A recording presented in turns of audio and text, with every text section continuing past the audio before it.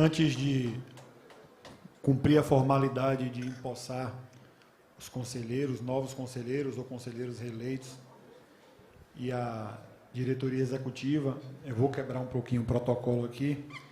E eu estava conversando com o Humberto Neto, com o Humbertinho, e nós estávamos organizando aqui, né, essa reunião do Conselho Deliberativo, essa cerimônia, e quantos assentos nós teríamos na mesa.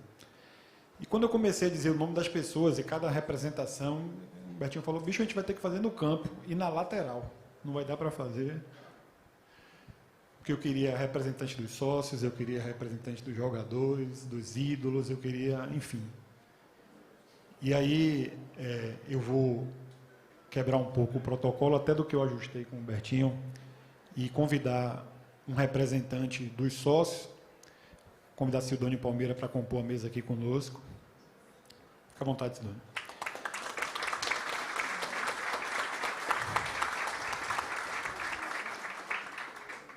E eu vou explicar por que eu estou fazendo isso.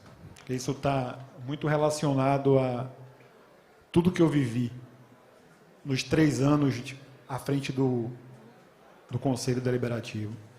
Eu me identifiquei muito com o discurso de Vitor aqui, que Vitor fez o inverso do que eu normalmente faço.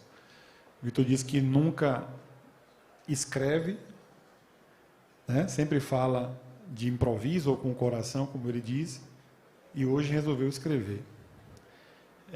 Aliás, é o contrário, né? Não sei. Sei que eu nunca escrevo e hoje resolvi escrever, mas não vou ler nada também aqui.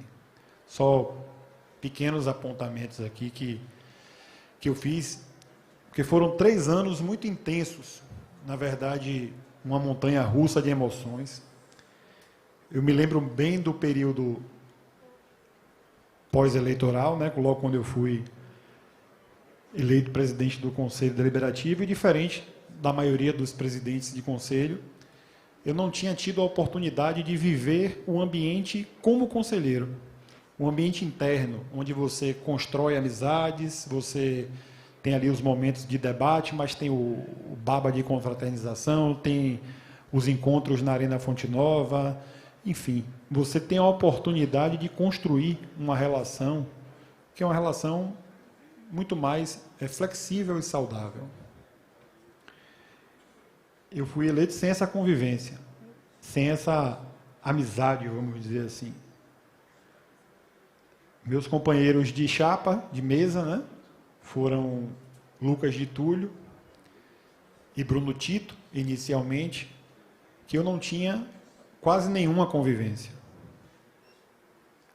E eu, ao longo desses 3 anos, especialmente com Lucas de Túlio, né, que, do ponto de vista de ideologia política, falando em grupo, o nosso grupo, eu faço parte do grupo 100% Bahia, foi um grupo que apoiou Guilherme e Vitor nas 2 eleições.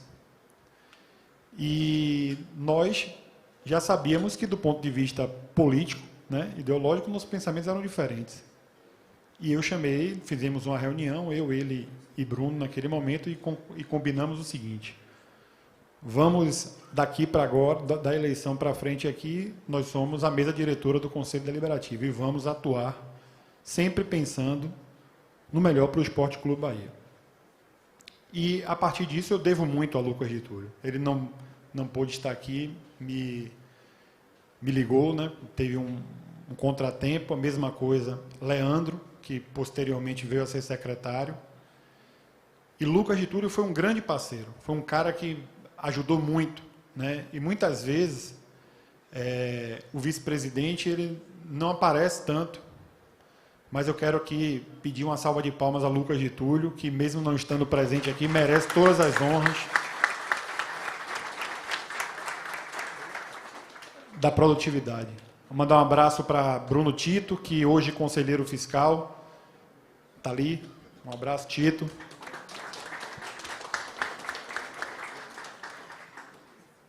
Dizer que quem me credenciou, na verdade, para me tornar candidato e depois eleito presidente do Conselho Deliberativo, foi o meu grupo, foi o 100% Bahia.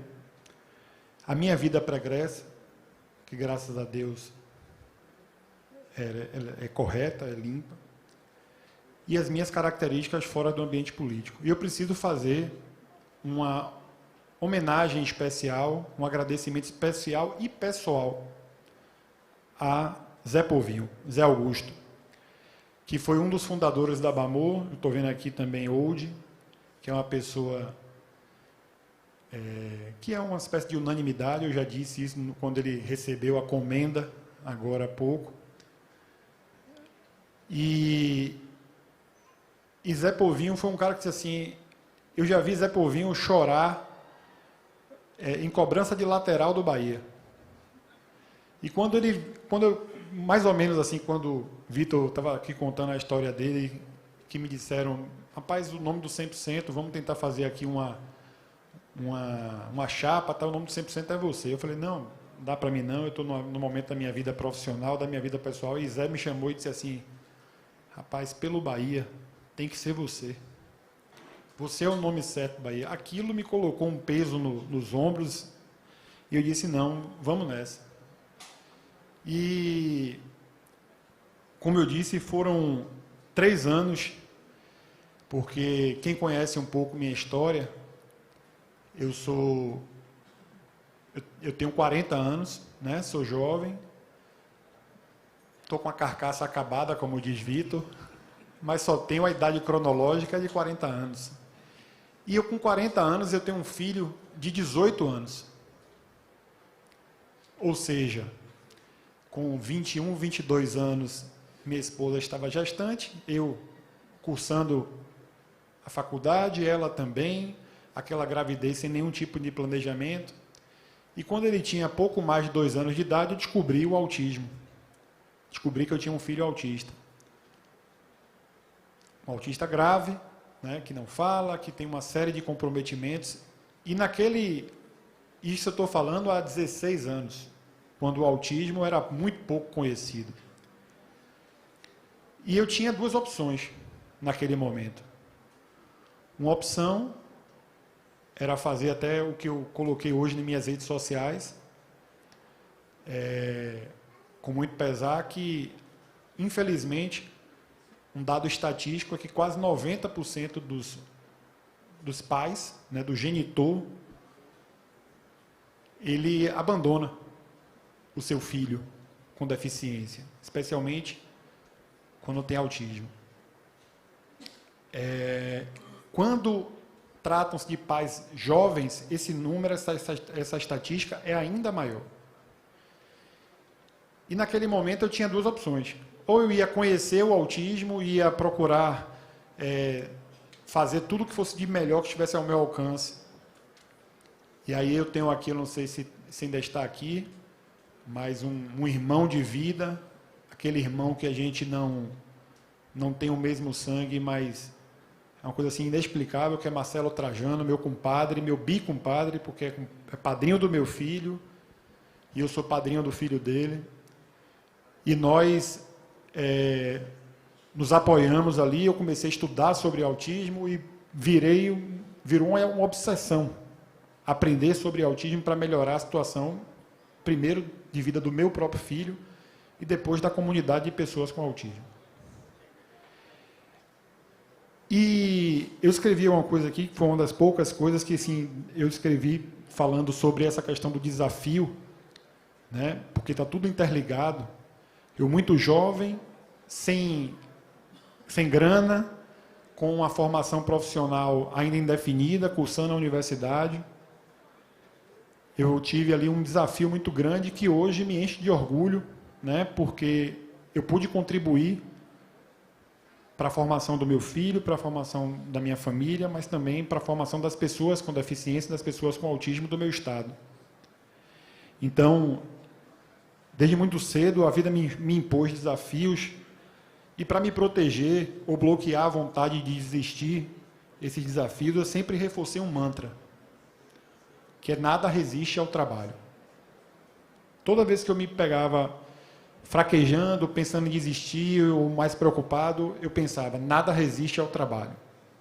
E eu procurava direcionar meu pensamento naquele sentido. E foi mais ou menos o que aconteceu na eleição de presidente do Conselho Deliberativo. Eu direcionei toda a minha preocupação, toda a minha tensão para trabalhar. E eu coloquei, fiz do Estatuto do Esporte Clube Bahia, dos diplomas legais, do regimento interno, meu livro de cabeceira. Eu precisava me preparar, eu precisava entender. E como na minha vida nada é muito simples, eu acho que Papai do Céu, quando eu estava sendo projetado para vir ao mundo, ele disse assim, ele estava assistindo o filme de Rambo, e aí depois se deu conta de que não era. Essa gestão do Conselho Deliberativo foi uma gestão muito intensa.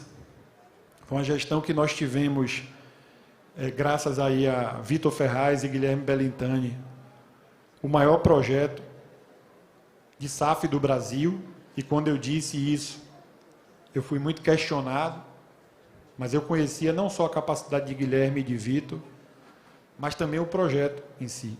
Guilherme deu uma declaração nos últimos dias, que um amigo meu que está aqui, que é membro do 100% Bahia, disse assim, por que ele não falou isso durante o período eleitoral? Que foi uma espécie de reconhecimento. E o que eu... quando eu disse assim, que eu estava chamando o Sidônio aqui para compor a mesa e quebrar um pouco o protocolo, vocês vão entender por que tudo isso está interligado. Eu procurei sempre utilizar a minha caneta de presidente do Conselho Deliberativo, as minhas ações, pensando sempre no bem do Esporte Clube Bahia. Eu fui, em dados momentos, acusado de ser o presidente do Conselho do Amém, que tudo que Guilherme e Vitor encaminhasse passaria. E nessa mesma época, ou pouco tempo depois, eu fui das pessoas que rodeiam, que são, como o Guilherme disse aqui, os apoiadores incondicionais, acusado de querer palco. Então, quando você tem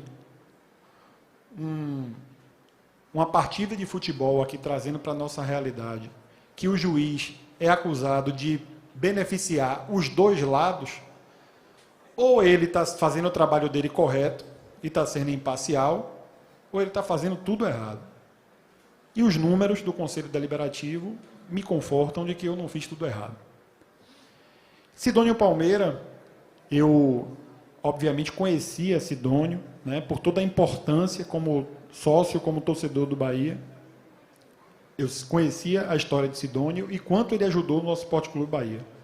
Mas em 3 anos de Conselho Deliberativo, eu nunca almocei com Sidônio, nunca fiz uma reunião com Sidônio. E não tenho nenhuma relação de amizade com Sidônio. Mas a admiração que eu tenho por Sidônio, por tudo que ele fez, me coloca nessa condição de chamar para compor e representar os sócios. E isso é mais ou menos o que eu procurei fazer como presidente do Conselho Deliberativo. Nos momentos em que Guilherme e Vitor traziam pautas que eu achavam que eram boas para o Bahia, por que não apoiar? Quando eles também traziam pautas que eu não concordava, as divergências eram muito mais nos bastidores, né, sem publicizar. Eu vou me encaminhar aqui para o final, para dizer o seguinte: eu tive muita vontade, ao longo desses 3 anos, várias vezes, de desistir de viver minha vida profissional, minha vida em prol das pessoas com autismo, mas os mesmos sentimentos, tudo que impulsionava a ter essa vontade, também me impulsionava a continuar. No final, eu posso dizer que valeu a pena. Foram muitos desafios, pressão que eu nunca pensei que eu pudesse resistir, mas tudo serviu para um processo de autoconhecimento e ver como eu tenho fibra e o amor que eu achava que era grande pelo Bahia, ele é ainda maior. Os números, os recordes, o reconhecimento das pessoas me enchem de orgulho. Chegar ao museu do nosso clube e ver meu nome escrito naquelas paredes e documentos, abrir o regimento interno, o estatuto e ver meu nome gravado, abrir a ata de Assembleia Geral que expulsou Marcelo Guimarães Filho e ver que depois de quase 10 anos o processo foi finalizado, ver que meu clube do coração não tem mais nenhuma dívida e poder, como dizem por aí, rechaçar propostas milionárias, isso tudo indica que nosso futuro é promissor. Indica que tudo valeu a pena. Eu não pude fazer aqui o convite formal para compor a mesa, mas eu gostaria muito que tivesse aqui Beijoca. Eu quero já registrar o nome dos ídolos que estão aqui, dos atletas. Eu quero agradecer a todos vocês por tudo que vocês fizeram, Preto, João, Wesley, Ronaldo Passos, eu não sei se está aqui também, mas eu quero, aqui é uma questão pessoal, eu já estou aproveitando que é o meu último dia, meus últimos minutos, para fazer meus agradecimentos pessoais também, dizer que Beijoca é uma pessoa que eu pude conviver, né, na minha infância, e dizer que para mim é o símbolo do Esporte Clube Bahia, a alma, a transpiração, a garra do Esporte Clube Bahia. Então, muito obrigado, Beijoca, por tudo. Agradecer aos 100 conselheiros do Esporte Clube Bahia. Agradecer às mídias independentes que tiveram um papel fundamental, especialmente nesses 3 anos. Agradecer ao meu grupo, o 100% que eu não tenho, você tem, meu amigo. E nós vamos trazer essa junção. Já falei de Guilherme, de Vitor, e eu preferi me preservar um pouquinho aqui, não trouxe minha esposa, meus filhos, porque senão 10% desse discurso não estava sendo dito. Eu vou finalizar agora com um agradecimento muito especial, porque existem pessoas que passaram nesses 3 anos no Conselho Deliberativo que gostam de Leonardo Martinez. Existem pessoas que não gostam de Leonardo Martinez. Mas eu até agora não ouvi as pessoas deixarem de reconhecer o trabalho que foi feito pelos 100 conselheiros, né, sobre nossa, e especialmente em relação à mesa diretora do Conselho. Eu, Lucas, Tito e Leandro. Mas eu preciso fazer aqui um reconhecimento muito especial. Dizer que nada disso seria possível. Nada disso seria possível. Eu gostaria muito, de verdade, de pedir uma salva de palmas assim, muito afetuosa a Humberto Neto. Porque se não fosse Humbertinho, nosso comendador, Humbertinho, certamente... Chega aqui, Humbertinho. Humbertinho, vem cá. Você é mais de bastidores. Vem aqui. Aqui, ó. Esse aqui, quando nós falamos Humberto Neto, é, na verdade, o comendador Humberto Neto. É a pessoa responsável por fazer acontecer tudo aqui no Conselho Deliberativo. E esse é um reconhecimento. Por fim, eu quero já falar aqui do que Vitor falou também, dos bastidores, mas eu vou falar de uma parte diferente dos bastidores, que é o que Bruno Queiroz trouxe. Bruno Queiroz disse algo que eu até postei em minhas redes sociais e acho que foi uma coisa marcante, aquilo me encheu de emoção na hora, que ele disse assim: o Bahia nos cura todos os dias. E essa é a verdade. Todos os problemas, concordâncias, discordâncias que nós tivemos nos últimos 3 anos, eu saio daqui hoje curado, revigorado, e espero que todos aqueles que não concordaram comigo nesses 3 anos também, o Bahia tenha também tocado no coração de vocês, que vocês estejam curados para que nós possamos ajudar o Esporte Clube Bahia cada vez mais. Muito obrigado a todos, boa noite.